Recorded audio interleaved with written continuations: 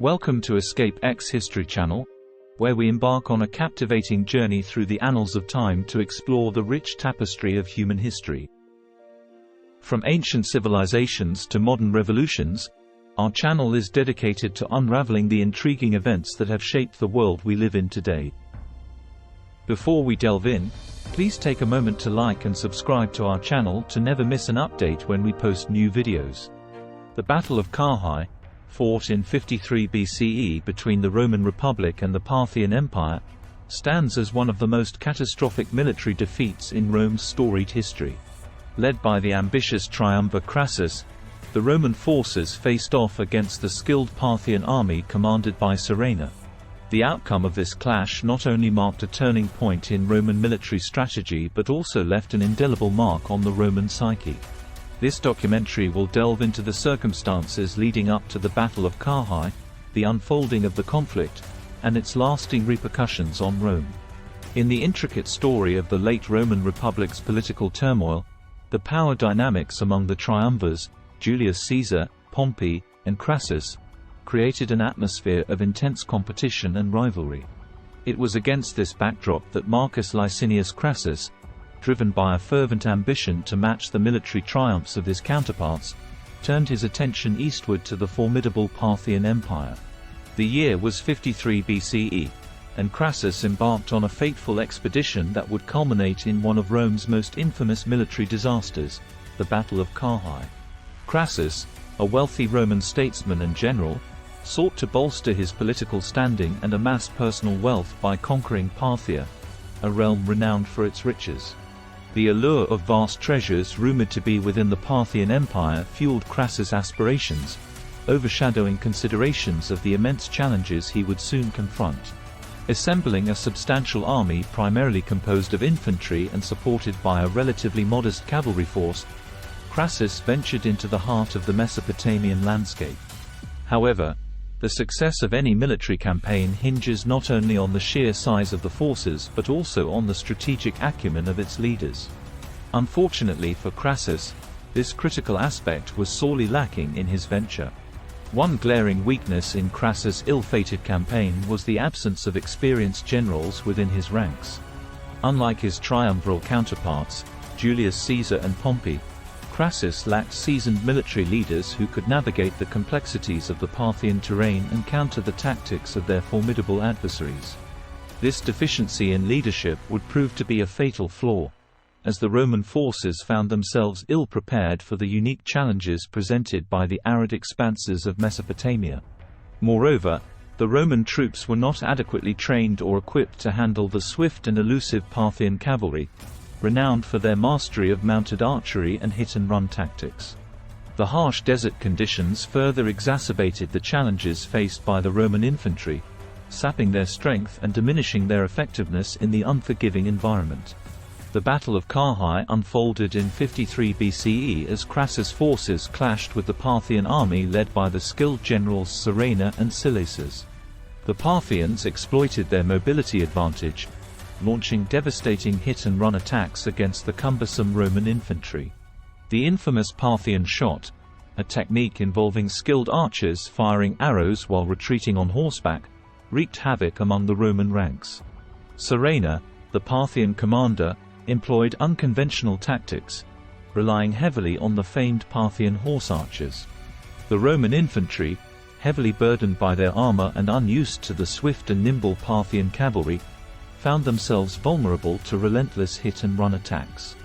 The Parthians skillfully exploited their knowledge of the terrain, leading the Romans into the inhospitable Mesopotamian desert, where their lack of provisions and the scorching heat took a toll on morale and combat effectiveness. The Roman formation, traditionally organized in tight and disciplined ranks, crumbled under the constant barrage of arrows and the evasive maneuvers of the Parthian cavalry. The Parthians utilized their signature tactic of feigned retreats, drawing the Roman forces further into the desert and encircling them with devastating precision. In a stunning turn of events, the Roman forces, beleaguered by exhaustion, dehydration, and the relentless Parthian onslaught, suffered a catastrophic defeat. The Battle of Carrhae culminated in an unparalleled catastrophe for the Roman forces, leaving an indelible mark on the pages of history as one of Rome's most resounding defeats. The aftermath of this ill-fated encounter revealed the true extent of the disaster, underscoring the sheer magnitude of the Roman losses and the devastating toll exacted on Crassus and his once mighty army.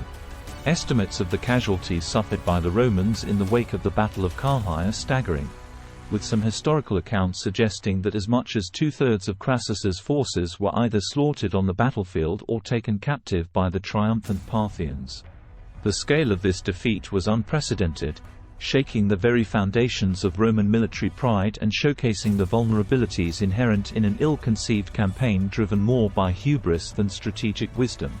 As the battle unfolded, Crassus found himself surrounded by the chaos of the desert battlefield, facing the skilled Parthian generals Surena and Silaces. In the ferocious clashes that ensued, Crassus became a target of the Parthian forces, who sought to demoralize the Roman ranks by striking down their illustrious leader. The ignominious conclusion of the Battle of Carrhae witnessed the personal tragedy of Marcus Licinius Crassus, the architect of Rome's ill-fated expedition into Parthia. Crassus, once a powerful Roman general and statesman, met his demise on the unforgiving terrain of Mesopotamia, succumbing to the relentless assault of the Parthian forces led by generals Surena and Silaces. The manner of Crassus's death was emblematic of the wider calamity that befell the Roman army, marking a symbolic end to the once proud legions. As the battle reached its climax, Crassus found himself ensnared in the chaos of the desert battlefield. Surrounded by the agile Parthian cavalry adept in hit-and-run tactics, Crassus became a prime target for their skilled archers. The details of his demise paint a picture of a valiant yet ultimately overwhelmed Roman general, falling prey to the arrows and spears of the Parthian onslaught.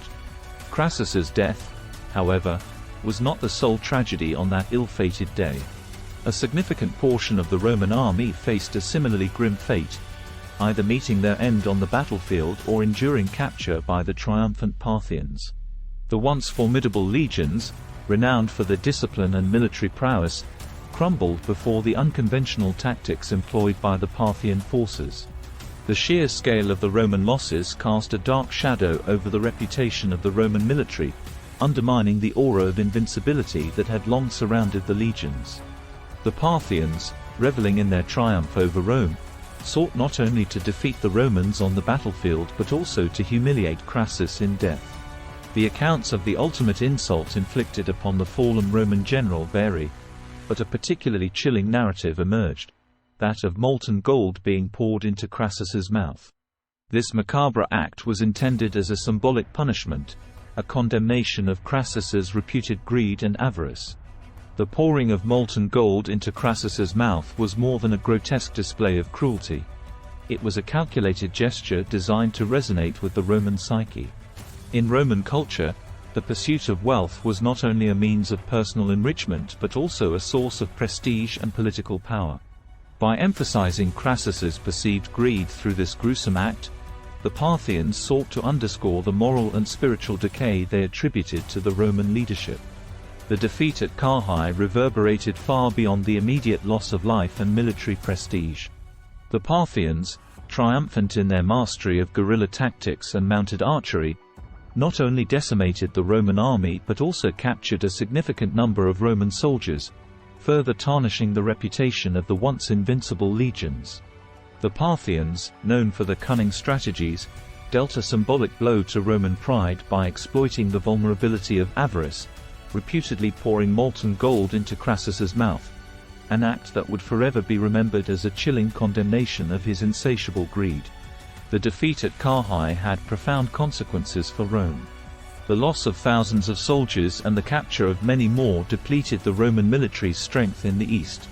Additionally, the defeat shattered the aura of Roman invincibility, previously built on a string of military successes.